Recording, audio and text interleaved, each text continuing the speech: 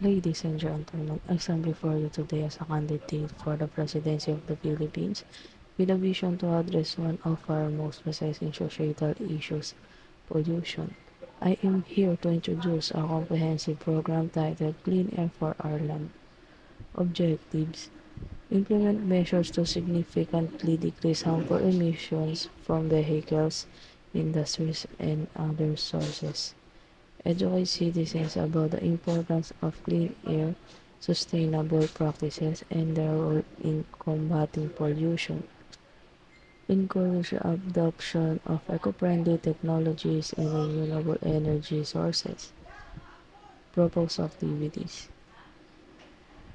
emission control measures, collaborate with automotive manufacturers to enforce stringent emission limits for new vehicles, regular inspections and maintenance checks will ensure compliance. Work closely with industry to monitor and limit emissions, incentivize cleaner production processes, and penalize violators. Public awareness campaign. Organize awareness campaigns, workshops, and seminars on designated.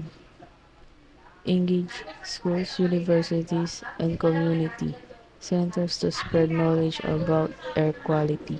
Collaborate with the media outlets to broadcast informative content, documentaries, and interviews with experts. Use social media platforms to reach a wider audience. Green flag. Plant more trees and create green spaces in cities. Trees act as natural air filters and absorb pollutants. Invest in wind, hydro, and geothermal energy projects. Reduce reliance on fossil fuels. Person involved. Citizens of Filipino have no work or now have degree level tulad po ng mga tambay at walang ginagawa sa bahay.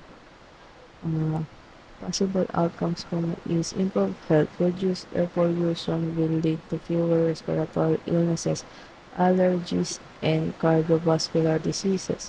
Economic benefits: cleaner air attract tourists, enhance productivity, and reduces healthcare costs. Environmental for all. A greener Philippines will be better equipped to combat climate change and protect its natural resources. Remember, the clean air for our land is collective effort.